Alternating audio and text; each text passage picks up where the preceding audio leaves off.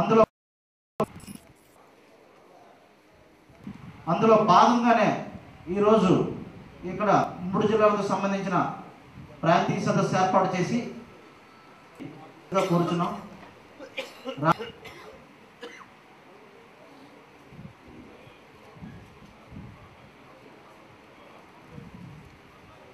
సంతోషం. 3 జిల్లాలకు చెందిన జర్నలిస్టులు అందరూ ఇక్కడ కలవడం ఎంతో ఆనందించదగ్గ విషయం.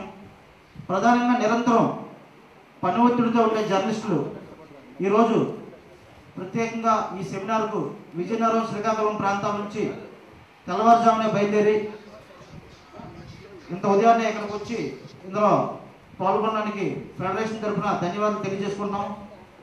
అదేవిధంగా గత ఏడాది రాష్ట్ర కార్యవర్గ సమావేశాలు హైదరాబాద్లో జరిగినప్పుడు కూడా మనం ఉత్తరాంధ్ర జిల్లా నుంచి పెద్ద ఎత్తున రాష్ట్ర మహాసభలకు హాజరవడం, అప్పుడు ముఖ్యమంత్రి రోషయ్య దానికి వచ్చి ఆ సమావేశాన్ని ప్రారంభించి రాష్ట్రంలోనే అతిపెద్ద గుర్తింపు యూనియన్గా మీదేనని సభావేదికగా ప్రకటించడం కూడా మీ అందరికీ గుర్తుండే ఉంటుంది.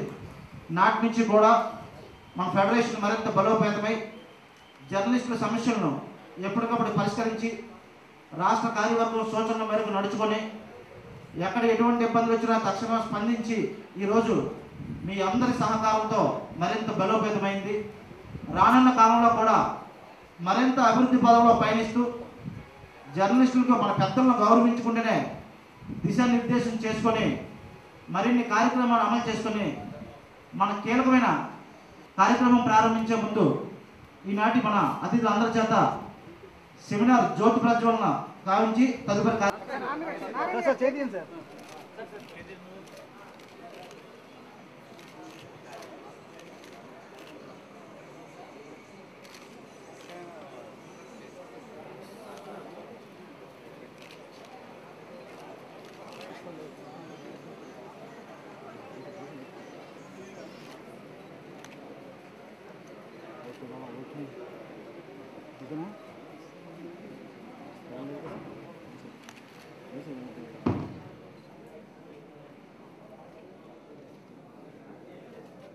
గ్రామంలో జర్నలిస్టుల బారి నుండి మమ్మల్ని కాపాడండి అంటూ కొంతమంది టీచర్లు ఒక పెద్ద ప్రదర్శన చేశారు. బహుశా చాలామందికి తెలిసే ఉండొచ్చు. ఇది ఎందుకు జరిగింది అంటే అక్కడ కూడా ఇన్వెస్టిగేటివ్ జర్నలిజం అనేది ఒక ప్రధానమైన పాత్ర పోషించింది. ఆ ఇన్వెస్టిగేటివ్ జర్నలిజం ఏమిటి? అక్కడ టీచర్లు చింతపల్లి గ్రామం నుండి మారుమూల అనేక విలేజెస్లో పోస్టింగ్ పడితే వాళ్ళెవరూ అక్కడ ఉద్యోగాలు చేయకుండా చింతపల్లిలో కూర్చొని ట్యూషన్లు చెప్పుకుంటుంటే ఆ టీచర్లందరినీ మీ జీతంలో సగం మాకు ఇస్తే మీ గురించి రాయకుండా ఉంటాం, లేదంటే మీ గురించి రాస్తామని చెప్పేసి విలేకరులు బెదిరించడం జరిగింది. ఇది చాలా ఇంపార్టెంట్. తర్వాత దీని మీద చాలా ఎంక్వైరీ కూడా జరిగింది. అయితే ఇలాంటి చేసిన ప్రదర్శన తాలూకు వీడియో సీడీలు తీసుకొచ్చి ఆ టీచర్లు వైజాగ్లో ఉన్న అన్ని న్యూస్ పేపర్స్ కార్యాలయాల్లోనూ ఇచ్చారు. దాని మీద చాలా కాలం వరకు ఆ రిపోర్టర్స్ మీద ఏ మేనేజ్మెంట్ కూడా ఎటువంటి యాక్షన్ కూడా తీసుకోలేదు. తర్వాత ఏం జరిగింది? తర్వాత అక్కడున్న స్థానిక సంఘాలు, ఐటీడీఏ అధికారులు ఈ విలేకరుల్ని, ఈ టీచర్ల సంఘాలని కూర్చోబెట్టి ఒక అండర్స్టాండింగ్ తీసుకొచ్చారు. ఆ తర్వాత అక్కడ టీచర్లు వారానికి కనీసం 3 రోజులైనా ఉద్యోగం చేయడం మొదలుపెట్టారు. ఇది ఇన్వెస్టిగేటివ్ జర్నలిజంలో ఒక భాగంగా ఆ రోజు తీసుకున్నట్లయితే తర్వాత అనేక విషయాలు మనకి బాగా తెలుసు. మనకి పర్టికులర్గా జర్నలిజంలో ఇన్వెస్టిగేటివ్ జర్నలిజం మీద కానీ ఫాలో అప్ జర్నలిజం మీద కానీ తగినంత ట్రైనింగ్ లేకపోవడం, తర్వాత ఎడిటోరియల్ డెస్క్స్లో వాటి మీద కంటిన్యూటీ కోసం తగినంత ప్రెషర్ లేకపోవడం, వీటి ప్రభావం చాలా చోట్ల చాలా సమస్యలకి దారితీస్తుంది.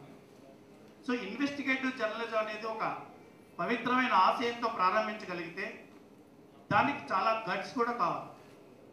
ధైర్యం లేకుండా ఎవరైనా ఇన్వెస్టిగేటివ్ జర్నలిజంలోకి వెళ్తే అనేకమైన కాన్సిక్వెన్సెస్ ఎదుర్కొన్న సంఘటనలు కూడా చాలా ఉన్నాయి. అందువల్ల ఇన్వెస్టిగేటివ్ జర్నలిజం అనేది మనకి చాలా ముఖ్యమైన విషయం. అయితే కాలక్షేపం ఎంత మాత్రం లీడర్ ఎండి రమణమూర్తి గారిని 2 నిమిషాలు మాట్లాడవలసిందిగా కోరుతున్నాను.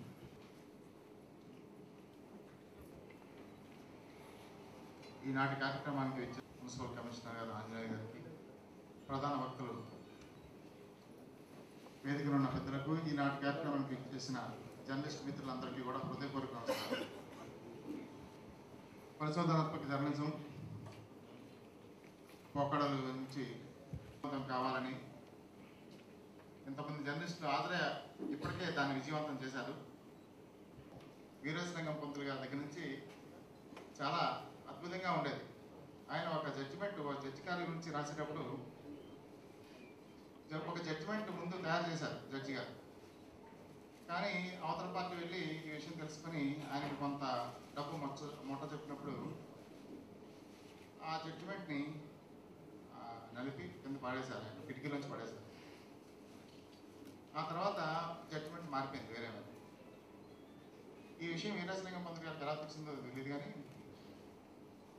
ఆ నలిగిన కాగితాన్ని సంపాదించి ఆ జడ్జిమెంట్ని మరుసటి రోజు ఆయన డబ్బులు తీసుకుని ఇచ్చిన జడ్జిమెంట్ని 2 పక్క పక్కన ప్రచురించారు. దీంతో ఇప్పటి జడ్జిలు అయితే ఏం చేసేవారు, ఇలాంటి పరిస్థితి ఉంటే మన మీద మళ్ళీ కంటెంప్ట్, దాని వ్యవహారాలు ఉండే ఉంటాయి. కానీ ఆ జడ్జి అంటే ఆ రోజుల్లో విలువలు ఉండేవి కనుక అన్ని రంగాల్లో కూడా విలువలు ఉండేవి. అందుకోసం ఆ జడ్జి ఆత్మహత్య చేసుకుంటే వీరేశలింగం గారు వదలలేదు. ఆ కుటుంబానికి వెళ్ళి ఆయన భార్యను కలిసి ఆవిడ ఉన్నంత వరకు కూడా ఆవిడకి నెలకి ఇంత మొత్తం మీద ఆయన ఫ్యామిలీకి సపోర్ట్ చేశారు. ఇది నేనున్నానమ్మా, ఏం పర్వాలేదు, వార్తే వ్యక్తిగతంగా మళ్ళీ హ్యుమానిటేరియన్ దీంట్లో ఆయన వెళ్ళి ఆ కుటుంబానికి చాలా కాలం వరకు కూడా ఆయన ఉన్నంత వరకు కూడా ఆయన సహాయం చేశారు. ఈ విధంగా ఆయన పరిశోధనాత్మక జర్నలిజం ఈ రోజు పోకడలు చూస్తే ఏ విధంగా మారిందో మనం అందరం జర్నలిస్టులు కనుక మనం కొత్తగా చెప్పుకోవాల్సిందేం లేదు. జర్నలిస్టుల పాత్ర తక్కువ అవుతుంది, యాజమాన్యాల పాత్ర ఎక్కువ అవుతుంది. ఇదే ఈనాటి పోకడలు నేను అనుకున్నాను. మనం ముఖ్యంగా పెద్దలు ఉన్నారు, వాళ్ళు ఈ విషయాలన్నీ చెప్తారు. మనం చివరి వరకు ఉండి అందరూ కూడా దీంట్లో పార్టిసిపేట్ చేయాలని కోరుతూ వైజాగ్ జర్నలిస్ట్ ఫోరం అధ్యక్షులు ఎం యుగంధర్ రెడ్డి గారిని మాట్లాడవలసిందిగా కోరుతున్నాం. వేదిక మీద ఈ అంశం మీద పెద్దల చేత ఒక కార్యక్రమం నిర్వహిస్తే బాగుంటుందనే ఉద్దేశంతో ఈ కార్యక్రమం ఏర్పాటు చేశారు. ఇన్వెస్టిగేటివ్ జర్నలిజం అనేది కొత్తగా ఏం పుట్టింది కాదు. పత్రికలు ఉన్న దగ్గర నుంచి ఇంతకుముందే మిత్రుడు రమణమూర్తి గారు వీరేశలింగం గారి ఉదాహరణ చెప్పడం జరిగింది. అలాగా పత్రికలు మొదటి నుంచి కూడా ఏదో ఒక స్థాయిలో పరిశోధన, ఒక సమాజంలో జరుగుతున్న అవినీతి అక్రమాలని, అరాచకాలని వెలుగు తీయడానికి ఎంతో కొంత కృషి పరిశోధనాత్మక కోణంలో ఆ కృషి మొదటి నుంచి జరుగుతూ ఉంది. కాలక్రమేణా దాని ప్రాధాన్యత పెరుగుతూ వస్తుంది. అయితే దీంట్లో పాత్రికేయులు మొదటగా పరిశోధనాత్మక ఒక అంశాన్ని పరిశోధించి వెలుగు తీసి బయట పెట్టాలంటే కొంత ఆ సంబంధిత సబ్జెక్ట్ మీద అవగాహన, నాలెడ్జ్ ముందు సంపాదించుకోవాలి. మనం చేస్తున్న పొరపాట్లు అవగాహన తగ్గి, నాలెడ్జ్ లేక ఇదేదో పరిశోధన అనుకొని అరకొరలుగా అయితే అది భూప్రాంగం అవుతుంది. అలా ఆయన సంఘటనలు కూడా చాలా ఉన్నాయి. దానికి ఒక్క సంఘటన ఫెయిల్ అయినా, ఇంతకుముందు పెద్దలు వీరభద్రరావు గారు చెప్పినట్లుగా అది ఫెయిల్ కాదు, కానీ ఒకవేళ ఫెయిల్ అయిన అలాంటి మన మీద విమర్శలు, దాడులు జరగడానికి ఆస్కారం కూడా ఉంది. దాన్ని మనం సమర్థించుకునే పరిస్థితుల్లో కూడా ఉన్నాం. ఇవి అయితే గతంలో మొత్తం చరిత్ర జరిగేసుకుంటే జరిగిన పొరపాట్లు చాలా స్వల్పం, అతి తక్కువ పొరపాట్లు అని మాత్రం ఘంటాపదంగా చెప్పగలం, గుండె మీద చేసుకుని చెప్పగలం. విమర్శలు వస్తాయి, ప్రతి దాని మీద పెహల్గాం మీద విమర్శ వచ్చింది, అరుణ్ సౌరి చేసిన పరిశోధనల మీద విమర్శ వచ్చింది. విమర్శలు వస్తాయి. అల్టిమేట్గా ఈ విమర్శలు ఉన్నా కూడా ఈ పరిశోధనల్లో మెజారిటీ 90% నిజాలు ఉన్నాయి, వాస్తవాలు ఉన్నాయి అని వెలుగులోకి వచ్చిన సందర్భాలు అనేకం ఉన్నాయి. అయితే ఇందులో మనల్ని మిస్లీడ్ చేసే అంశాలు కూడా ఉన్నాయి. చాలా ఉదాహరణ చెప్పచ్చు. నేను ఒక్క ఉదాహరణ, అది నా స్వయంగా నేను చూసిన ఉదాహరణ, నా అనుభవం జరిగిన ఉదాహరణ ఒకటి చెప్తాను. 92 ఆ ప్రాంతంలో నేను వరంగల్లో ఆంధ్రజ్యోతి రిపోర్టర్గా ఉన్నాను. అక్కడ డ్రగ్ ఇన్స్పెక్టర్ నాకు కాస్త బాగా పరిచయం ఉన్న వ్యక్తి. మనకి కొద్దిగా అభ్యుదయ భావాలు గల వాళ్ళలాగా అతని మాటలు, స్పీచ్, అతనితో కలిసి కూర్చుంటే చాలా ప్రోగ్రెసివ్, ఈ అవినీతి అంతం చేయడానికి, అరాచక ధోరణులను రూపుమాపడానికి కనీసం ఒకడైనా ఆఫీసర్ దొరికి ఉన్నాడు అనిపించే విధంగా అతని బిహేవియర్ కానీ అతని ప్రవర్తన ఉంది. నాకు ఒకసారి సడన్గా ఈ మెడికల్ షాపులు, డీలర్స్ చేస్తున్న మోసాలు, ప్రభుత్వ ఖజానాకి ఎంత గండి కొడుతున్నారు, ఏ విధంగా బిల్లులు తారుమారు అవుతున్నాయి, మొత్తం ఇన్ఫర్మేషన్ ఉంది. అథారిటీ ఆథెంటిక్ ఇన్ఫర్మేషన్ మొత్తం నాకు ఇస్తే నాకు కళ్ళు తిరిగిపోయింది. ఒక ఆఫీసర్ ఇస్తున్నాడు, అందులో కన్సర్న్ ఆఫీసర్ ఇస్తున్నాడు. నేను పరిశోధన చేయకుండా, నా శ్రమ లేకుండా చాలా ఈజీగా నాకు ఒక మంచి అవకాశం దొరికిందని నిజంగా చాలా సంతోషించాను. వార్త వేశాను అంటే ఏమో వాస్తవాలు, ఎందుకంటే ఆర్ఎస్ఎస్ మౌత్ నుంచి వచ్చినవి ఆ వాస్తవాలు వార్త వేశాను. వార్తకాలు మంచి రెస్పాన్స్ వచ్చింది. దాని మూలంగా హైదరాబాద్ నుంచి స్పెషల్ స్క్వాడ్స్ వచ్చినాయి, రైట్స్ జరిగినాయి. ఇవన్నీ బాగున్నాయి. నాకు జర్నలిస్ట్గా చాలా తృప్తి పడ్డాను. మనం జర్నలిస్ట్ జీవితంలో ఒక మంచి వార్త రాయగలిగిన ఆనందం చాలా ఆనందించాను. అయితే దాని వెనకున్న కఠోర నిజం తెలిసిన తర్వాత అంతే బాధపడాల్సి వచ్చింది.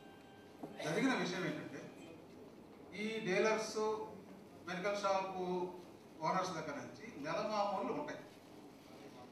ఆ నెల మామూళ్ళు కాకుండా అదనపు సొమ్ము వీళ్ళ దగ్గర వసూలు చేయాల్సినప్పుడు ఈ సంబంధిత డ్రగ్ ఇన్స్పెక్టర్ ఇలాంటి లీక్లు ఇస్తుంటారు. ఆ లీక్లు ఇచ్చి అదనంగా కోటా పెంచుకుంటారు. అది నాకు అది తెలిసేటప్పటికి చాలా టైం పట్టింది. ఇలా ఇందులో రాసిన వ్యక్తిగా నేను బాధపడాలా, గర్వపడాలా నాకు అర్థం కాని పరిస్థితి. కాబట్టి ఇలాంటి మోసాలు జరుగుతాయి. అక్కడ మనం ఆ రిపోర్టునో లేకపోతే ఆ ఎడిటర్నో తప్పట్లేం, కానీ తప్పు బాధ్యులు మాత్రం వాడు. ఆ రాసిన వ్యక్తి అతని ఆదాయాన్ని పెంచడానికి ఈ పరిశోధనాత్మక వ్యాసం ఉపయోగపడింది అనేది అల్టిమేట్గా దాని ఫలితం అవుతుంది. నేరస్తులు జరుగుతున్న అన్యాయాన్ని బయటకు పెట్టి విధానం పరిశోధనాత్మకం జరగలేదు. అరుణ్ సౌరి చేసినప్పుడు ఇంత టెక్నాలజీ అందుబాటులో లేదు. ఆయన జరిగింది. దాని మూలం అనేక అన్యాయాలు బయటపడ్డాయి, అనేక అక్రమాలు వెలుగులోకి వచ్చాయి. కొంతవరకు సమాజానికి మేలు జరిగింది అని మాత్రం ఘంటాపథంగా చెప్పాలి. ఇలా ఈ పెద్దలు, సీనియర్ జర్నలిస్టులు సదస్సుకు హాజరవడం వల్ల అందరికీ మాట్లాడే అవకాశం కల్పించలేకపోయినందుకు ఫెడరేషన్ తరఫున చింతిస్తున్నాం. జిల్లా కలెక్టర్ లవ్ అగర్వాల్ గారికి వేరే కార్యక్రమాలు ఉన్నందున ముందుగా సభనుద్దేశించి ఆయన మాట్లాడతారు. వృత్తి ప్రకారం ఉన్న పని చేయడంతో పాటు వారు సహోదరులుగా ఒక గ్రూప్గా ఉండి వారి మధ్య ఏదైనా చేయాల్సిన అవసరం ఉంది. బీ చిల్డ్రన్ స్కాలర్షిప్ అనుకోండి, చిల్డ్రన్కి కెరియర్ కౌన్సిలింగ్ అనుకోండి. అదేవిధంగా అంటే మా జర్నలిస్ట్ సోదరులకి ఇంకా ఒక ట్రైనింగ్ కూడా అవసరం ఉంది. దీని గురించి వాళ్ళు కృషి చేస్తున్నారు.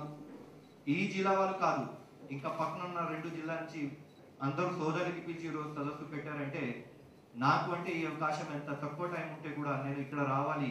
నేను పట్నాయక్ గారితో, శ్రీనిబాబు గారితో ఫ్రెండ్గా చెప్పడం జరిగింది. ముఖ్యమైన చెప్పాలి, మీ అందరికీ తెలుసు, ఈరోజు మీరు అందరు ఇక్కడ ఇన్వెస్టిగేటివ్ జర్నలిజం గురించి మాట్లాడడానికి వచ్చారు. అయితే నా లెక్కలో అయితే జర్నలిజం వృత్తి ఇట్ సెల్ఫ్ చాలా కష్టమైన వృత్తి. మీరు ఇన్వెస్టిగేటివ్ జర్నలిజం మాట్లాడవచ్చు, బట్ ముఖ్యమైన ఈరోజు నేను చూస్తున్నాను, ఏదైనా విఐపి ప్రోగ్రామ్ ఉంది అనుకోండి, ఇంకా ఏదైనా న్యూస్ ఉంది అనుకోండి, ఎప్పుడైనా చూస్తే మామూలుగా సిస్టమ్స్ ఎట్లా తయారైందంటే గవర్నమెంట్ అధికారికి ఇన్ఫర్మేషన్ వచ్చిన ముందు మా న్యూస్ పేపర్ సోదరులు, మా ఎలక్ట్రానిక్ మీడియా సోదరులు కష్టపడి ఆ ఇన్ఫర్మేషన్ సంపాదించి చాలాసారి నాకు కూడా ఇస్తూ ఉంటున్నారు. ఆ విధంగా సమయంలో పరిగెత్తుగా ఫీల్డ్ పోవాలి, రాత్రి ఎక్కడైనా ఇల్లు కాల్పోవడం జరిగింది, అక్కడ పరిగెత్తుకుపోవాలి. మీడియా సోదరులు అందరూ అంత కష్టపడుతున్నారు. దీనికి భాగంగా ఇన్వెస్టిగేటివ్ జర్నలిస్ట్ మాట్లాడితే అంటే ఇంకా కష్టమైన పని మనం అందరికీ తెలుసు.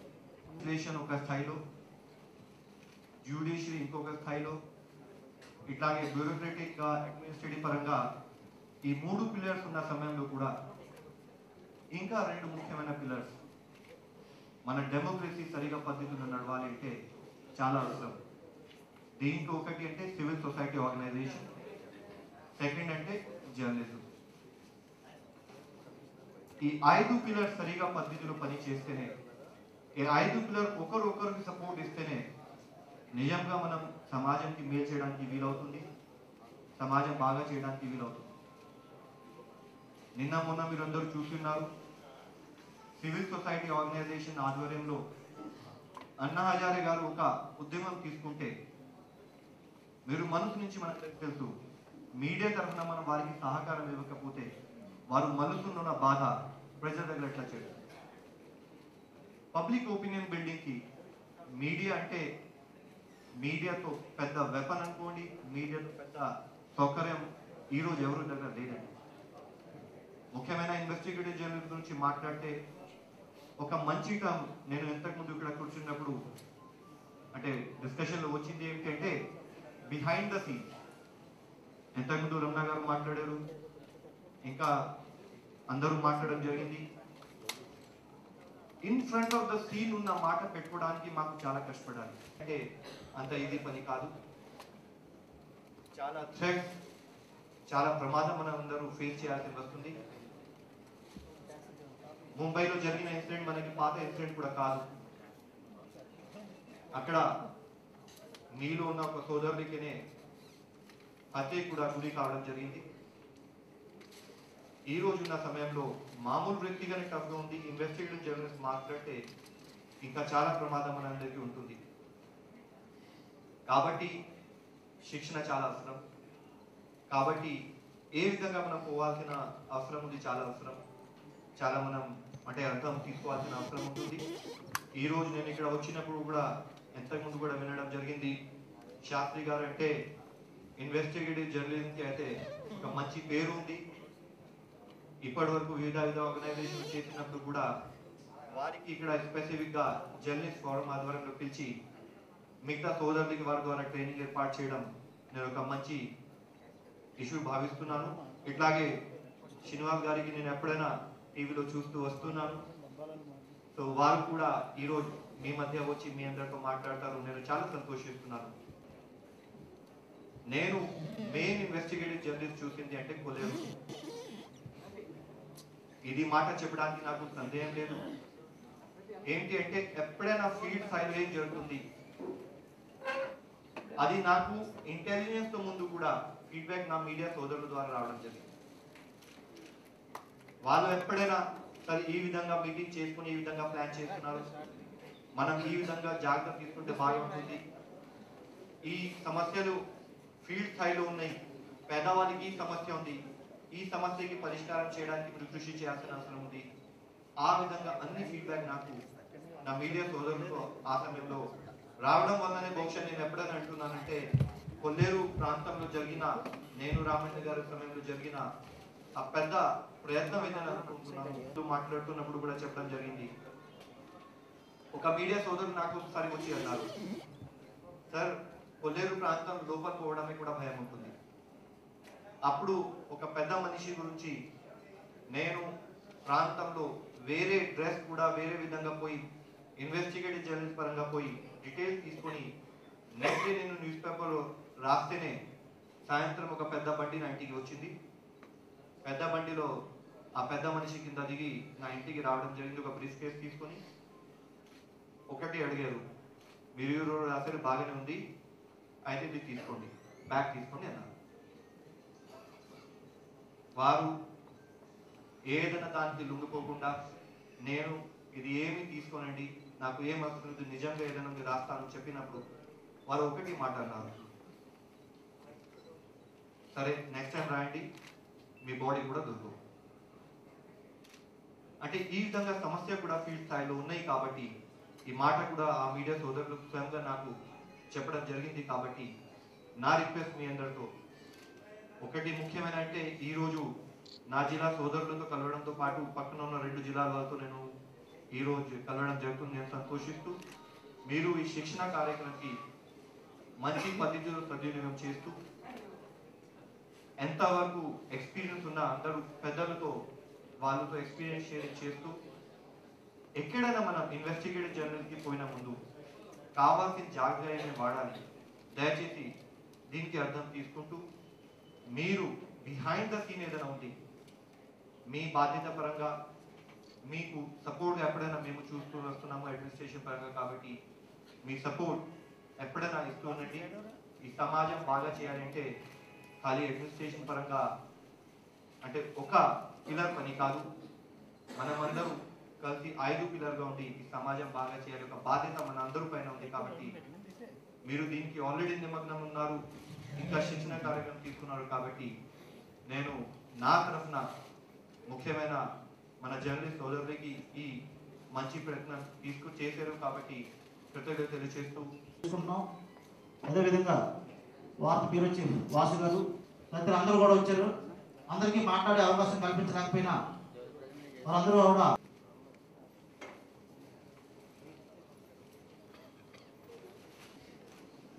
ఈరోజు ఈ కార్యక్రమానికి మాటల్లోనే కాదు వాళ్ళు చేసినటువంటి పనితీరు కూడా అర్థం పడుతూ ఉంది. మరి జిల్లా కలెక్టర్ గారు కూడా మాట్లాడారు. ఆయన మాటల్లో కూడా ఈ ప్రజాస్వామ్య విజయానికి పత్రికలు ఎంతో దోహదపడతాయన్నటువంటి విషయాన్ని నొక్కి వక్కాడించారు. మరి నా వరకు నేను మీకు 2-3 విషయాలు మాట్లాడాలని నిర్ణయించుకున్నాను. ఇక్కడికి వచ్చినటువంటి నా సోదరులు సోదరిమణులు, నా అదృష్టం కొద్దీ 2 జిల్లాల్లో నేను పనిచేశాను. శ్రీకాకుళంలో పనిచేసినప్పుడు చాలామంది ఉన్నారు నాతో, మరి ఇక్కడ 2వసారి పనిచేస్తున్నప్పుడు చాలామంది ఉన్నారు. మరి ముఖ్యంగా వెస్ట్ గోదావరి నుంచి మా వాళ్ళందరూ వచ్చారు. మా వాళ్ళని నేను ఎందుకు అంటున్నానంటే మాది పెద్ద అసోసియేషన్. కొల్లేరు ఆపరేషన్లో మా కలెక్టర్ గారు, అప్పుడు మా కలెక్టర్ నేను జాయింట్ కలెక్టర్, సో మా మధ్య జాయింట్ ఏం ఉండేది కాదు. ఆయన ఏం చెప్తే అది చేయడం తప్ప మరొకటి ఏం. అలాంటి పరిస్థితుల్లో కొల్లేరు విజయానికి అది ఒక ప్రజా విజయం అనుకుంటే దాని వెనక పాత్రికేయుల విజయం తప్పకుండా ఉంది. పాత్రికేయులు ప్రత్యేకంగా సో దాన్ని విజయం చేయాలనుకున్నా చేస్తారు, దాన్ని ఓడగొట్టాలని కూడా ఓడగొడతారు. ఆ పెన్ పవర్ అలాంటిది. దాన్ని మీరు ఒప్పుకోకపోయినా మెజార్టీ సభ్యుల అంగీకారం మాత్రం అదే. నా వ్యక్తిగత అభిప్రాయం కూడా అదే.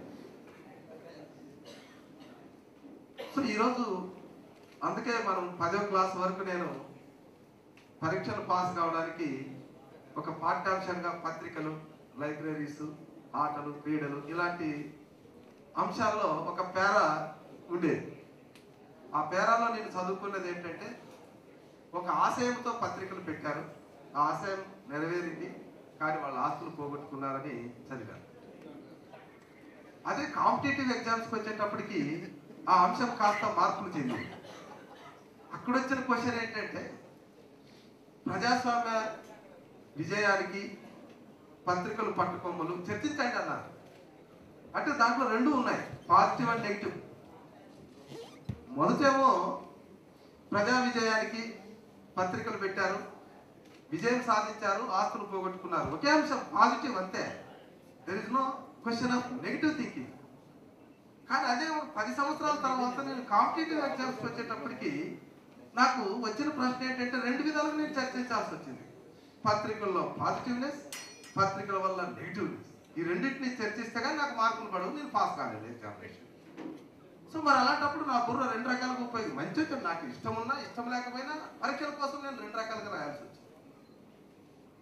మరి ఇప్పుడు వచ్చేటప్పటికి మరీ కాస్త వేరే రకంగా వెళ్ళింది. ఈరోజు మనం చర్చిస్తున్న అంశం చూస్తే పరిశోధనాత్మకమైనటువంటి పత్రికా రంగ పోకడలు అన్నటువంటి అంశంలో ఆల్మోస్ట్ థ్రిఫ్ట్ వచ్చేసింది, ఘర్షణ, ఒక సంఘర్షణ. ఎస్, పత్రికలు మేలు చేస్తున్నాయా కీడు చేస్తున్నాయా అనేటువంటి అంశాన్ని చర్చాంశం ఏమైతే దాన్ని చర్చించడానికి రెండు వైపుల భక్తుల నుంచి మీడియాలో మాట్లాడడానికి ఈరోజు వేదిక అయింది. కాదంటారా చెప్పండి? సో ఆ రోజు పరీక్షల పేపర్లో రాయడానికి, పరోక్షంగా రాయడానికి ఉపయోగపడిన చర్చ ఈరోజు ప్రత్యక్షంగా ముఖాముఖిగా మీడియా రంగం ముందుకు వచ్చి మేము పాజిటివ్ చెప్పేవాళ్ళు ఉన్నా, మేము నెగిటివ్ చెప్పేవాళ్ళు ఉన్నారని ఈ వింత ధోరణులు ఎందుకు వచ్చాయి అంటే, మరి నాకు తెలిసి ఇప్పుడు సోదరులు చెప్పారు, ఇది వర్కింగ్ జర్నలిస్టుల వల్ల రాలేదు, కేవలం యాజమాన్యం వల్ల వచ్చింది. ఇది అందరూ అంగీకరించాల్సింది. ఒక అధికారిగా కానీ, ఒక పౌరుడిగా కానీ, లేదా ఒక జర్నలిస్ట్గా కానీ, లేదా ఒక యాజమాన్యంగా కానీ అంగీకరించాల్సిందే. ఒకప్పుడు పత్రికా రంగంలో అడుగు పెట్టడానికి ఒక ఆశయంతో అడుగు పెట్టారు. ఈరోజు పత్రికా రంగంలో అడుగుపెట్టిన తర్వాత ఆశయం కావాలంటున్నారు. సో జర్నలిస్టులు ఈరోజు వర్కింగ్ జర్నలిస్టులు కింద లైన్లో పనిచేస్తున్నటువంటి ఒక సోదరుడు కానీ సోదరిమణి కానీ ఆసక్తితో వచ్చిన వాళ్ళు ఉన్నారు, లేదా ఒక వృత్తి కోసం వచ్చిన వాళ్ళు ఉన్నారు. దాంట్లో జంప్ అయి దాంట్లోకి ఎంటర్ అయిన తర్వాత ఆసక్తి పెంచుకున్న వాళ్ళు ఉన్నారు. ఇది ఏది మంచిదని చెప్పడంలో ఇది పెద్ద తర్కించాల్సిన అంశం లేదు. నేను కలెక్టర్ కావాలని ఆశయంతో కలెక్టర్ అయినా, కలెక్టర్ అయిన తర్వాత నేను మంచిగా ఉండాలని ఆశయం పెంచుకున్న నా యొక్క ఇండివిజువాలిటీ మీద ఆధారపడి ఉంటుంది. అట్లనే జర్నలిస్ట్ యొక్క ఇండివిజువాలిటీ మీద ఎవరో ఒకరిద్దరు ఎక్కడో ఒక చోట చిన్న పొరపాటు చేస్తే మొత్తం జర్నలిస్టులందరినీ ఆ రకంగా చెప్పడానికి వీల్లేనటువంటి విషయం. అయితే ఇటీవల వచ్చినటువంటి యాజమాన్యం మాత్రం స్పష్టంగా ప్రజల్లో ఒక వింత ధోరణి, ఓహో ఈ పత్రిక పలానా వారిది, ఈ పత్రిక పలానా వారిది, ఆ పత్రికలో పనిచేసే వాళ్ళు కూడా పలానా వాళ్ళు అనే పరిస్థితికి వచ్చేసింది.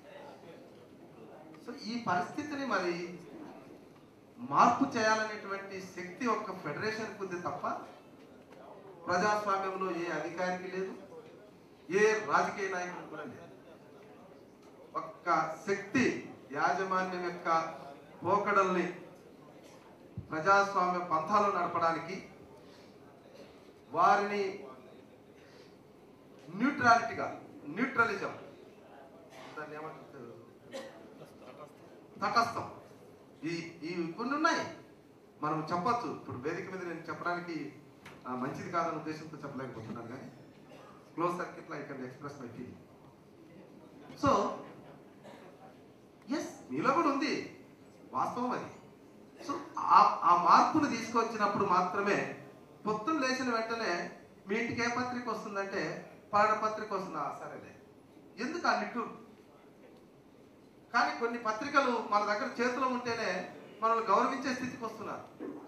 వై? అందులో ఉన్న న్యూట్రాలిటీ. కొన్ని పత్రికలు ఒక కొమ్ము కాస్తున్నాయి, మరొక పత్రికలు మరొక కొమ్ము కాస్తున్నాయి. అది జర్నలిస్టుల ప్రభావం కాదు. ఏది అక్కడికి ఎక్కదు, అక్కడ వాళ్ళు ఏది నిర్ణయించుకుంటారు అదే ఉంటుంది ఫ్రంట్ పేజీలో. ఇది అందరికి తెలిసిన సత్యమే. సో ఈ మార్పు కావాలి. ఈ మార్పు కావాలి అంటే మన ఫెడరేషన్ బలంగా ఉండాలి. వీళ్ళు బలంగా ఉండడానికి మనకు కావలసినటువంటిది, మరి ప్రభుత్వ పరంగా మేము చేయాల్సినటువంటిది అధికారులు ఏంటన్నది ఈరోజు స్పష్టంగా మీరు నిర్ణయించుకోవాలి. ప్రజాస్వామ్యానికి తప్పకుండా కలెక్టర్ గారు చెప్పినట్టు ప్రజాస్వామ్య విజయానికి, ముఖ్యంగా ప్రపంచంలోని అతిపెద్ద ప్రజాస్వామ్య దేశం మనదైతే, మరొక విలక్షణమైనటువంటి లక్షణం ఏంటంటే, ఇప్పటికీ మన లెక్కల ప్రకారం 35% నిరక్షరాస్యులుంటే మరొక 30% ఒక పూట అన్నానికి లేనటువంటి అతి పేదలు ఉన్నారు. ఇక మన వైట్ రేషన్ కార్డు పేదలైతే 90% ఉన్నారు, అది పక్కన పెడతాం. అతి పేదలు 30%. ఇలాంటి 30% పేదలు, 35% నిరక్షరాస్యులు, సార్వజనికమైనటువంటి ఓటకు ఈరోజు కలెక్టర్కైనా, నా కింద పనిచేసే కార్మికుడికైనా ఒకే ఓటు హక్కు ఉన్నప్పుడు ప్రజాస్వామ్యంలో ఆ శక్తి ఒకటే అయినప్పుడు ఈ పత్రికలకు చాలా విలువ ఉంది అన్నటువంటి విషయం స్పష్టమవుతుంది. సో ఈ ప్రజాస్వామ్యంలో ప్రజల యొక్క అభిప్రాయాన్ని మార్చగలిగినటువంటి శక్తి ఒక పత్రికలకు మాత్రమే ఉంది. ప్రభుత్వాలు, ప్రజలు ఎన్నుకునేటువంటి ప్రభుత్వాలు నిజంగా ఆ శక్తిని కలిగి ఉంటే ఇక ప్రత్యామ్నాయ ప్రభుత్వాలకు అవకాశం లేకుండా అవే కంటిన్యూ కావచ్చు. కానీ కాలేకపోతున్నాయి. ఈవెన్ పశ్చిమ బెంగాల్ చూసినా చాలా సంవత్సరాల తర్వాత మార్పులు వచ్చేసాయి. సో ఎవరైనా, ఏ ప్రభుత్వం అయినా మేము ప్రజల్ని ప్రభావితం చేస్తాము శాశ్వతంగా అనుకుంటే చాలా తప్పు. కానీ ప్రజల్ని ప్రభావితం చేయగలిగినటువంటి శక్తి మాత్రం పత్రికలకు ఉందన్నది మాత్రం అక్షరాల సత్యం. మరి ఇంత బలమైనటువంటి శక్తి కలిగినటువంటి ఈ రంగంలో పనిచేస్తున్నటువంటి మా సోదరులకి ఒక వజ్ర సంకల్పం లాంటి ఆశయం ఉండాలి. వాళ్ళ నరాలు ఉక్కు నరాల్లాగా ఉండాలి. వాళ్ళ కండరాలు కూడా ఒక ఇనుప కండరాల్లాగా ఉండాలి, వివేకానందుడు చెప్పినట్టు. అలాంటి సంకల్పంతో ఉంటేనే ఈ పత్రిక రంగంలో నిలదొక్కగలుగుతారు. అంత ఈజీ కాదు. పత్రిక రంగంలో ఒక వ్యాసం రాయాలంటే చాలా కోణాల్లో ఒత్తిడి వస్తాయి.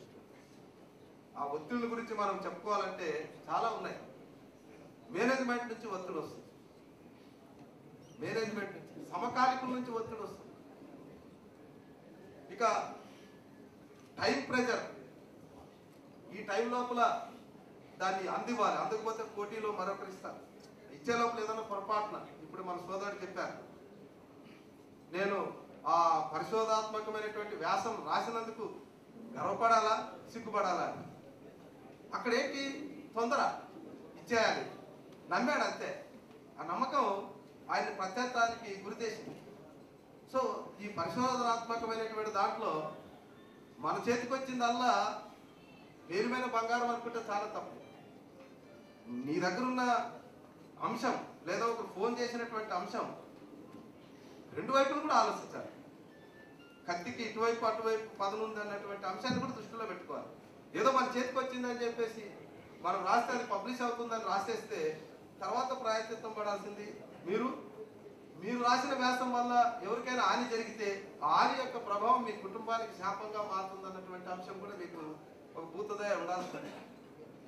ఏదో చేతిలో ఉందని ఇష్టం వచ్చినట్టు రాస్తే రేపు పొద్దున దానివల్ల ఒకడు ఆత్మహత్య చేసుకున్నాడు అనుకోండి, వారి భార్య వైభవం పొందితే వాళ్ళ పిల్లలు అనాథలు అవుతే ఆ పాపం మనల్ని వెంటాడుతూనే ఉంటుంది.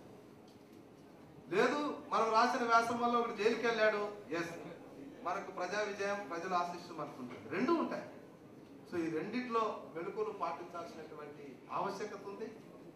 మరి ముఖ్యంగా దీనికి ఇప్పటికైనా మన ఫెడరేషన్ చాలా, ఈరోజు ఒక చిన్న అకౌంటెంట్గా తయారు చేయాలంటే 6 నెలలు శిక్షణ అవసరం అంటున్నారు. మరి ఒక జిల్లాను పాలించే కలెక్టర్గా చేయాలంటే 3 సంవత్సరాల శిక్షణ, రిగోరియస్ శిక్షణ. అది రాఘవగరవాల్ గారికి తెలుసు. మాకు గ్రూప్ 1 1.5 సంవత్సరం శిక్షణ. కానీ ఈరోజు జర్నలిజంలో శిక్షణ లేదు. డైరెక్ట్గా ఆయనకు నచ్చితే డైరెక్ట్ పెన్ను పట్టుకొని బుక్ పట్టుకొని ఐడెంటిటీ కార్డు పెట్టుకొని వచ్చేస్తుంటాడు.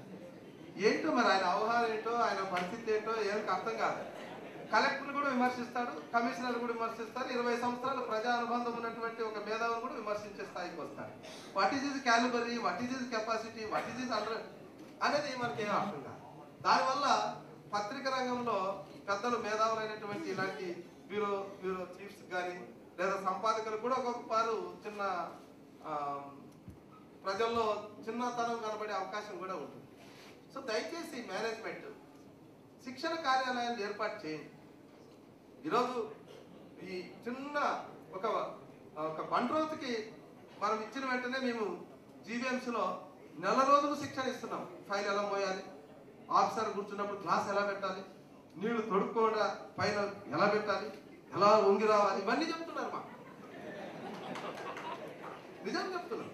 కార్ డోర్ ఎలా తీయాలి, కలెక్టర్ గారు కానీ కమిషనర్ గారు ఉన్నప్పుడు ఎలా ఉండాలి, ఇవన్నీ చెప్తున్నారు. దానికి ఒక సిలబస్ ఉంది, చెప్పడానికి మేధావులు ఉన్నారు. కానీ మరి ప్రజాస్వామ్యానికి దశను నిర్దేశించడానికి ప్రముఖంగా ఉన్నటువంటి పత్రికా రంగంలో పనిచేస్తే మా సోదరులకు మాత్రం శిక్షణ లేదు. ఆ శిక్షణను ఏర్పాటు చేయాల్సినటువంటి ఆవశ్యకత యాజమాన్యానికి ఉంది, ప్రభుత్వానికి ఉంది. పత్రిక పెట్టడం అనేది ఈరోజు టెక్నాలజీని ఉపయోగించుకొని బ్లాక్ అండ్ వైట్లో పత్రిక ప్రకటిస్తే ఎవరు చదవరు. సో రంగురంగులు వచ్చేసాయి. రంగురంగులు వచ్చేసి మళ్ళీ ఇప్పుడు లోకల్ ఎడిషన్ వచ్చింది.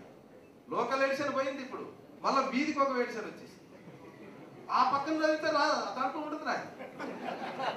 ఏంటో అర్థం కాలే. అందుకే నాకు ఇది అర్థం కాక నాకు అవన్నీ తెలీదు. జీవీఎంసీకి సంబంధించినది అంతా నువ్వు కట్ చేసి నాకు పంపాలి 7 గంటలకు కానీ మా పిఆర్ఓని పెట్టాను. ఎందుకంటే అక్కడ ఫోన్ చేసి సార్ ఈరోజు మీ మీద నెగిటివ్ వచ్చింది సార్. ఏంటంటే నెగిటివ్ చూద్దామని చూస్తే ఇక్కడ ఈ దీంట్లో లేదు, అక్కడక్కడ గోపాలపట్నంలో రాసేవాళ్ళ దగ్గర పెందుట్లో లేదు. సో ఈ పోకడలు వచ్చినాయి. అంటే ఇక మరి దానికి రాబడి కావాలనుకుంటున్నారు. మరి రాబడి కావాలన్నప్పుడు మీ మీద ఒత్తిడి పెరుగుతుంది. ఒత్తిడి ఎలా ఉంటుందంటే మీరు ఇచ్చే న్యూస్ 9 గంటలకే చేరాలా, లేదా 11 గంటలకు ఇంకా ముందు ఒక ప్రింట్ పేజ్ ఆపేసి ఉంటారు. దాంట్లో ఏదైనా సెన్సేషనల్ న్యూస్ ఇవ్వాలా, ఆ న్యూస్ ఇచ్చే విషయంలో ఏదన్నా తొందరపాటు జరిగితే చాలా ఇబ్బందులు అవుతాయి. సో అందుకు నేనేం చెప్తానంటే యాజమాన్యం పెట్టుబడి పెడుతున్నారు కాబట్టి వాళ్ళ దృక్పథాలు ఉండొచ్చు. బట్ జర్నలిస్టులు కాపాడే విషయంలో అందరూ ఒక తాటి మీద ఒక యూనిఫైడ్ కోడ్ ఏర్పాటు చేసుకొని ఒక లాని క్రియేట్ చేయండి. ఒక జర్నలిస్ట్కి అన్యాయం జరిగితే ఆయన కుటుంబానికి మనం ఇచ్చేది ఏంటి, ప్రభుత్వం ద్వారా ఆయనకు అందాల్సిన సహాయం ఏంటి? ఎంతసేపు మనం ఇంటి స్థలాలు వీటి గురించి కలెక్టర్తో కొట్లాడడం కాదు, ప్రభుత్వంతో మనం ఏం సాధించుకోవాలి. ఒక లా మనకు ఒక ప్రొటెక్షన్. ఈరోజు కేసులు మనం పోయి పోలీస్ స్టేషన్లో పెడతారు, లేకపోతే లేదు, గ్యారెంటీ లేదు. సో అలాంటి పరిస్థితుల్లో ఖచ్చితంగా ఒక జర్నలిస్టు కేసు పెడితే ఎఫ్ఐఆర్ బుక్ చేసి ఇన్వెస్టిగేషన్ చేసి తప్పులను కూడా ఉంటే ఛార్జ్ షీట్ చేయాల్సినటువంటి అవసరం కూడా ఉంది. సో ఈరోజు ఒక జర్నలిస్టు లేదా ఒక ప్రముఖమైన రాజకీయ నాయకునికి వ్యతిరేకంగా వార్త రాస్తే, అతను ఏదైనా దౌర్జన్యం చేస్తే ఇతను పోయి పోలీస్ స్టేషన్లో పెడితే ఆ రాజకీయ నాయకుడు కనుక ఫోన్ చేస్తే గ్యారెంటీ కేసు ఉంటుంది. ఇది జరుగుతున్నటువంటి సార్. ఇక ఎక్కడ జరుగుతాయంటే ఏదో సాధారణమైన వ్యక్తుల మధ్య జరిగే ఘర్షణలకి కేసులు కడుతుందని జరుగుతుందనేటువంటి విషయం. నేను పోలీస్ వ్యవస్థను కూడా నిందించడం లేదు. ఈ వ్యవస్థలో ఒక మంచిని తీసుకెళ్లి ప్రజాస్వామ్య విజయానికి తోడ్పడేటటువంటి పత్రికల కింద పనిచేసేటటువంటి వాళ్ళు ఖచ్చితంగా రక్షణ ఇచ్చేటటువంటి చట్టాలు అవసరం అన్నటువంటిది నా అభిప్రాయం. తర్వాత వీరికి కూడా ఈరోజు మా దగ్గర పారిశుద్ధ్య పనుల్లో పనిచేసేటటువంటి ఒక నిరక్షరాస్యులైనటువంటి కార్మికులకు కూడా లేబర్ చట్టాలు ఉన్నాయి. ఖచ్చితంగా ఆయనకి ఇచ్చే వేతనం తక్కువైతే మమ్మల్ని కోర్టుకు లాగుతున్నారు, కంటెంప్ట్ వేస్తున్నారు. కానీ ఈరోజు పత్రికా రంగంలో పనిచేస్తున్నటువంటి సోదరుడికి నాకు నెలకి ఇంత వస్తుందన్న సమాధానం మాత్రం స్పష్టంగా లేదు. ఈ వైపు కూడా ఆలోచించాల్సినటువంటి విషయం. సో యాజమాన్యం, పత్రిక పెట్టిన యాజమాన్యం, మీడియా పెట్టిన యాజమాన్యం మళ్ళీ 1, 2, 3, 4 అనుకంటే పెంచుకోండి, దాంట్లో తప్పులేదు.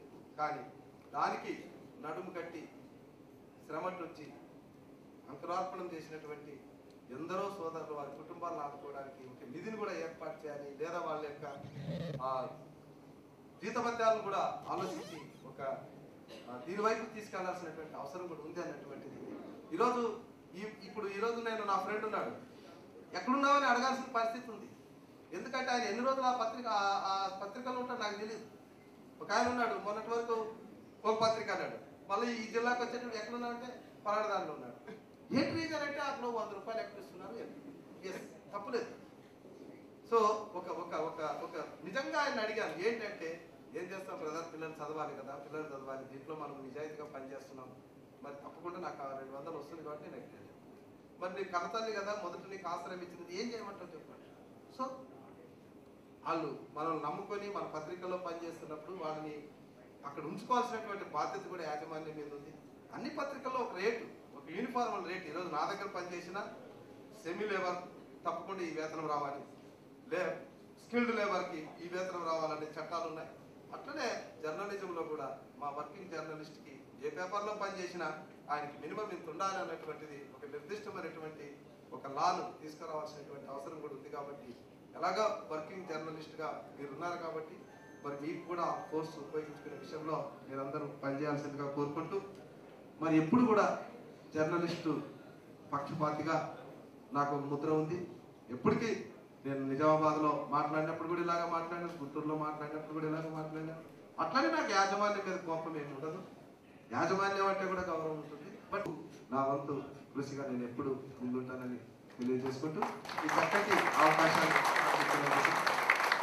మీకు ధన్యవాదాలు తెలియజేస్తూ, సో మీ అందరికీ మంచి జరగాలని ఆ భగవంతుని ప్రార్థిస్తూ, ప్రతి ఒక్కరికి ముఖ్యంగా మీ జర్నలిస్టులందరినీ కూడా మనల్ని ఉద్దేశించి కమిషనర్ గారు విలువైన సూచనలు చేశారు. వారికి రాష్ట్ర వర్కింగ్ జర్నలిస్ట్, మనకి ఉత్తరాంధ్ర జిల్లాల నుంచి మరికొంత మంత్రులు వచ్చారు. అదేవిధంగా కలెక్టర్ గారు వేరే కార్యక్రమంలో పాల్గొనాల్సి ఉంది.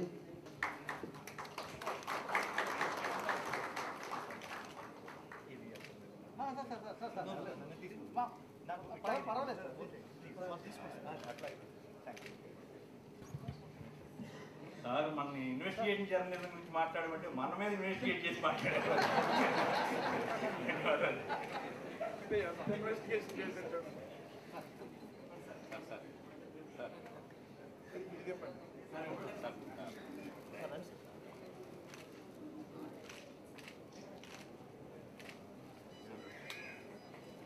మన కార్యవర్గ సభ్యులు